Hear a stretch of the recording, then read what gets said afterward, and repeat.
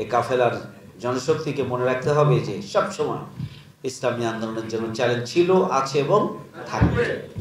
এবং সেই চ্যালেঞ্জ উত্তরণের জন্য আমরা যতটা অ্যালার্ট থাকব, যতটা সচেতন থাকব, যতটা সক্রিয় থাকব, তৎপর থাকব, আল্লাহর উপরে ভরসা করে যতটা নিজেকে প্রস্তুত রাখবো, এই পরিস্থিতি উত্তরণ আমাদের জন্য পানির মতো করে দিবেন আল্লাহ। যে ব্যক্তি আল্লাহকে ভয় পায়, আল্লাহ তাকে জটিলতা থেকে উদ্ধার করে আনেন, ক্রেনের ভূমিকা পালন করে। ওয়ার যুগহু মিন হাইসু লা ইয়াহতাসিব, তাকে এমন অবস্থান থেকে আল্লাহ রিজেক্ট দেন সে কল্পনাই করতে পারে না। আমায় ইয়াতাওয়াক্কাল আলাল্লাহ ফাহুয়া হাসবুহু, যে ব্যক্তি আল্লাহর উপর নির্ভরশীল তার জন্য আল্লাহই যথেষ্ট হয়ে যায়। ইন্নাল্লাহা বালিগু আমরিহি, নিশ্চয় আল্লাহ যেভাবে বলেন সে অনুযায়ী করেন। আসসালামু আলাইকুম ওয়া রাহমাতুল্লাহি ওয়া বারাকাতুহু। আপনারা যারা এখানে উপস্থিত আছেন সবাই অলমোস্ট, কিছু ভাইয়েরা বাদে সবাই বায়াত গ্রহণ করেছেন। বায়াত শব্দের অর্থ হচ্ছে শপথ, প্রতিশ্রুতি, ওয়াদা, পূর্ণাঙ্গ রূপে আত্মসমর্পণ। বায়াতের যদি আমরা পারিভাষিক অর্থে বায়াতকে বুঝতে চাই তাহলে হচ্ছে যে আল্লাহর সন্তুষ্টি অর্জনের লক্ষ্যে ইসলামী সংগঠনের নেতৃত্বের কাছে নিজের মাল এবং জানকে আনুগত্যের মাধ্যমে সঁপে দেয়া, সমর্পণ করা, এটি হচ্ছে বায়াত। বায়াতের যে আয়াতগুলো আসছে সেগুলো যদি আমরা একটু আলোচনা করি, আল্লাহ রাব্বুল আলামিন বলছেন সূরা ফাতহ 10 নম্বর আয়াতে যে ইন্নাল্লাযীনা ইউবাইউনাকা ইন্নামা ইউবাইউনাল্লাহ ইয়াদুল্লাহ ফাওকা আইদিহিম, নিশ্চয় হে রাসূল যারা তোমার কাছে শপথ গ্রহণ করেছে তারা আল্লাহর কাছেই শপথ গ্রহণ করেছে। ইয়াদুল্লাহ ফাওকা আইদিহিম, আবার একই কথাই বলা হচ্ছে ভিন্ন ভাষায়, আল্লাহর হাত ছিল তাদের হাতের উপর। এটা বায়াতের দোয়া। বাবলা গাছের নিচে যে বায়াত সংগঠিত হয়েছিল হুদায়বিয়ার সন্ধির সময়, সেই বায়াতের কথা এখানে বলা হয়েছে। তাহলে আল্লাহর হাত ছিল তাদের হাতের উপর। তাহলে যে ব্যক্তি হে রাসূল যারা তোমার কাছে শপথ গ্রহণ করেছে তারা আল্লাহর কাছেই শপথ গ্রহণ করেছে, আবার আল্লাহর হাত ছিল তাদের হাতের। কতটা গুরুত্ব বহন করে বায়াত, এই আয়াতটি আয়াত থেকে তো পরিষ্কার না। এবং এই আয়াতের পরে বলা হয়েছে ফামান নাকাসা ফাইন্নামা ইয়ানকুসু আলা নাফসি, এক্ষণে যারা শপথের উপরে টিকে থাকতে পারল না তার কুফল তার নিজের উপরে। আপনি বায়াত গ্রহণ করবেন, করে যদি বায়াতের উপর টিকে থাকতে না পারেন তাহলে তার কুফল নিজের উপরেই আসবে। আমান আউফা বিমা আহাদা আলাইহুল্লাহ ফাসায়ুতিহি আজরান আযীমা, এবং যারা বায়াতের উপরে টিকে থাকতে পারবেন তার সুফল তার নিজের উপরে আসবে এবং অতি দ্রুত তাকে বড় প্রতিদান আল্লাহ দান করবেন। তাহলে এখান থেকে কয়টা মেসেজ? এক, বায়াত গ্রহণ করার অর্থ হচ্ছে প্রকৃত অর্থে আল্লাহর কাছে বায়াত গ্রহণ করা। আল্লাহর রাসূলকে আল্লাহ বলছেন যে তোমার কাছে যারা বায়াত নিছে এগুলো কার কাছে নিছে? আসলে আল্লাহর কাছে নিছে। আর যারা বায়াত গ্রহণ করবে তার সুফল তার উপরে আসবে এবং তাকে বড় প্রতিদান আল্লাহ দান করবেন। আর তার আগে আল্লাহ বলছেন যারা বায়াতের উপর টিকে থাকতে পারবে না তার কুফল তার নিজের উপরে আসবে। সূরা ফাতহার 18 নম্বর আয়াতে আল্লাহ রাব্বুল আলামিন বলছেন লাকাদ রাজিয়াল্লাহু আনিল মুমিনিনা ইয ইউবাইউনাকা তাহতাস শাজারাত, ওই সমস্ত মুমিনদের প্রতি আল্লাহ সন্তুষ্ট যারা গাছের নিচে শপথ গ্রহণ করেছে। তাহলে গাছের নিচে মানে বাবলা গাছের নিচে যারা শপথ গ্রহণ করেছিলেন তাদের প্রতি আল্লাহ সন্তুষ্ট হয়ে গিয়েছেন। তাহলে এখান থেকে আমরা পাচ্ছি যে যারা বায়াত গ্রহণ করে তাদের প্রতি আল্লাহ সন্তুষ্ট হয়ে যান। তা আমাদের প্রধান লক্ষ্য কি জীবনের? আল্লাহর সন্তুষ্টি নাকি? তাহলে বায়াত গ্রহণ করলে আল্লাহ সন্তুষ্ট হয়ে যান। ফাআলিমা মা ফি কুলুবিহিম, আল্লাহ তাদের অন্তরের খবর জানতেন। ফাআনজালা সাকিনাতা আলাইহিম, আল্লাহ তাদের অন্তরে প্রশান্তি নাজিল করলেন। ওয়া আসাবাহুম ফাতহান কারীমা, এবং আল্লাহ তাদেরকে নিকটবর্তী বিজয় দান করলেন। নিকটবর্তী বিজয় হচ্ছে মক্কা বিজয়ের কথা তাফসীরে বলেছে। তাহলে এখানে মেসেজ কয়টা? 3টা। তার মধ্যে এক হচ্ছে যারা বায়াত গ্রহণ করে তাদের প্রতি আল্লাহ সন্তুষ্ট হয়ে যান। যে বায়াতের প্রেক্ষিতে এই কথাটি বলা হয়েছে সেটির প্রেক্ষিত ছিল এই যে উসমান রাদিয়াল্লাহু আনহুকে আল্লাহ রাসূল সাল্লাল্লাহু আলাইহি ওয়াসাল্লামের পক্ষ থেকে মক্কায় পাঠানো হয়েছিল কুরাইশদের সাথে আলোচনা করার জন্য, যে রাসূল সাল্লাল্লাহু আলাইহি ওয়াসাল্লামের নেতৃত্বে কাবা ঘর তাওয়াফ করার ব্যাপারে। কিন্তু তিনি সেখানে গিয়েছিলেন, সেখানে সময়ক্ষেপণ হচ্ছিল।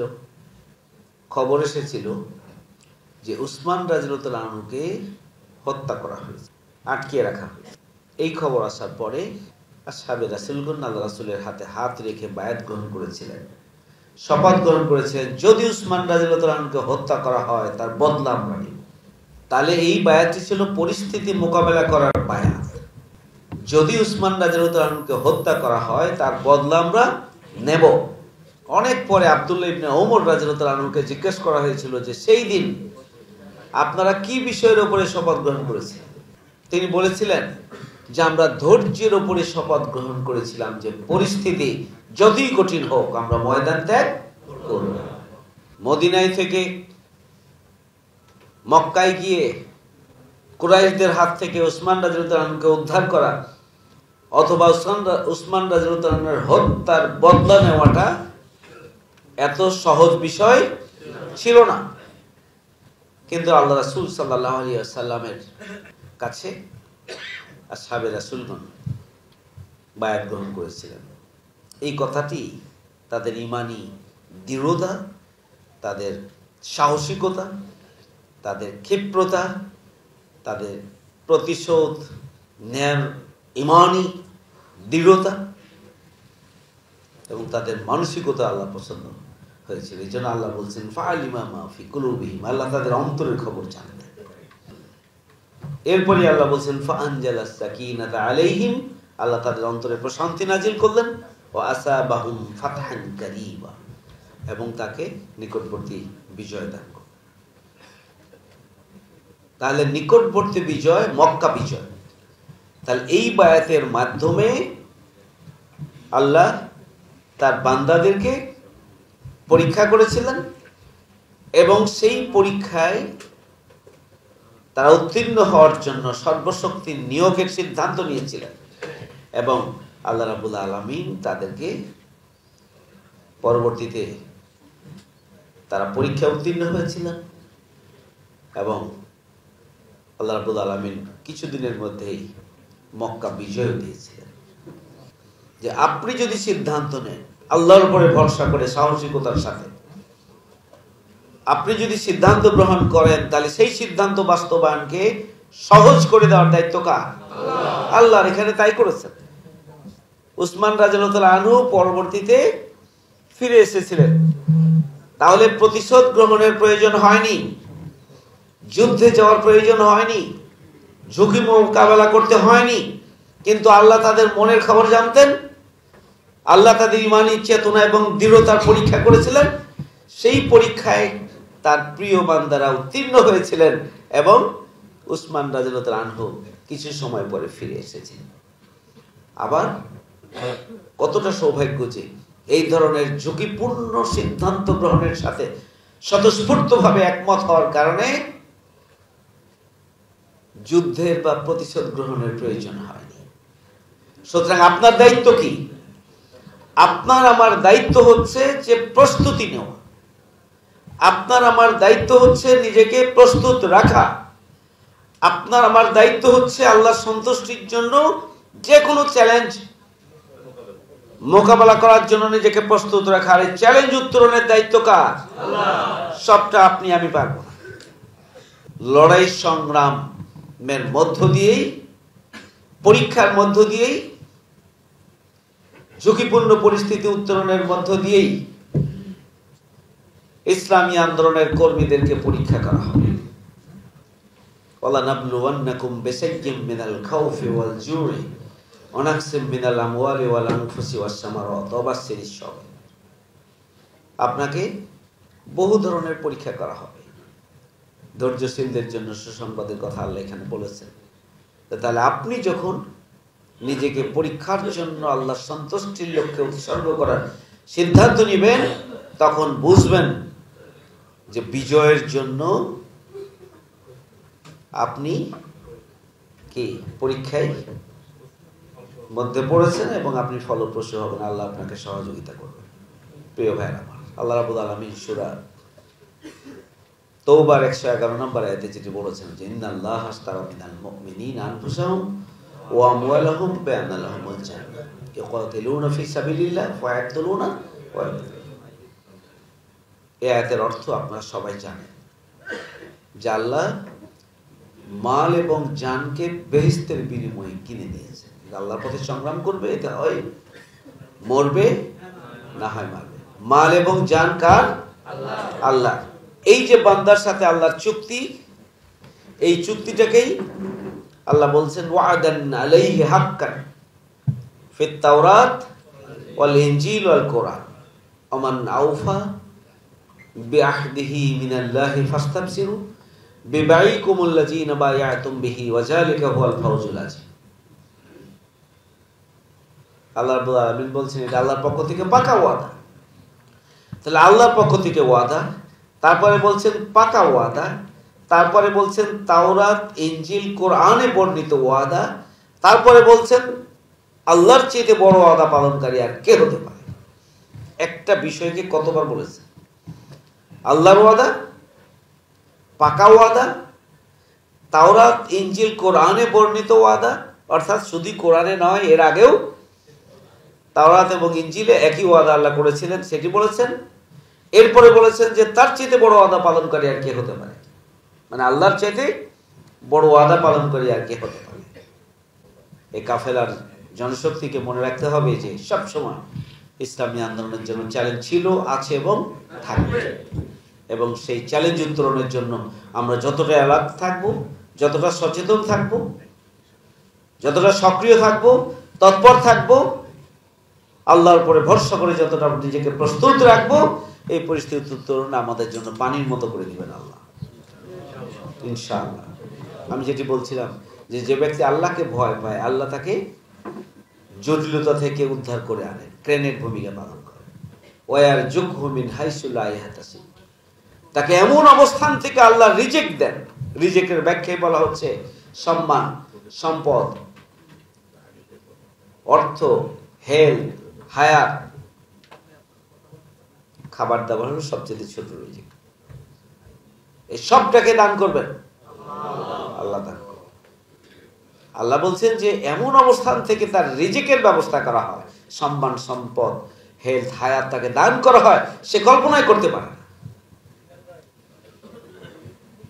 আমায় ইয়াতাওয়াক্কাল আলাল্লাহ ফাহুয়া হাসবুহু, যে ব্যক্তি আল্লাহর উপর নির্ভরশীল তার জন্য আল্লাহই যথেষ্ট হয়ে যায়। ইন্নাল্লাহা বালিগু আমরিহি, নিশ্চয় আল্লাহ যেভাবে বলেন সে অনুযায়ী করেন।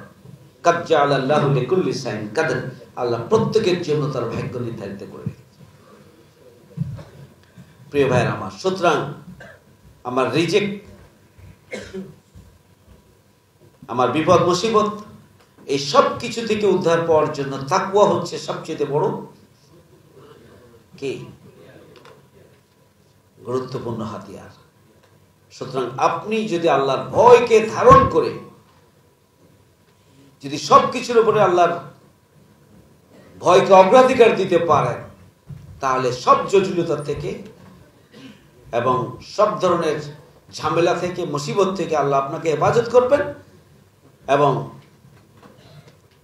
আপনার রিজিকের দরজা আল্লাহ খুলে দেবেন। হযরত আলী রাদিয়াল্লাহু আনহু বলেছেন, তোমরা রিজিকের পিছনে তোমরা দৌড়াইও না। কার পিছনে দৌড়াও? রিজিকের মালিকের পিছনে দৌড়াও। আপনার জন্য যা বরাদ্দ তা যদি তা দুনিয়ার যে প্রান্তেই থাকুক, এটা আপনার কাছে আসতে বাধ্য। প্রিয় ভাইরা আমার, সুতরাং আমাদেরকে একটা সিদ্ধান্ত গ্রহণ করতে হবে যে আমরা বায়াত আমরা গ্রহণ করব ইনশাআল্লাহ। প্রিয় ভাইরা আমার, আমরা বায়াত গ্রহণ করার মাধ্যমে নিজেদেরকে আন্দোলনে সক্রিয় রেখে আমরা জান্নাতের দিকে এগিয়ে যাব এবং আমাদের প্রিয় কাফেলাকে আমরা সফলতার দিকে, বিজয়ের দিকে আমরা এগিয়ে নেব ইনশাআল্লাহ।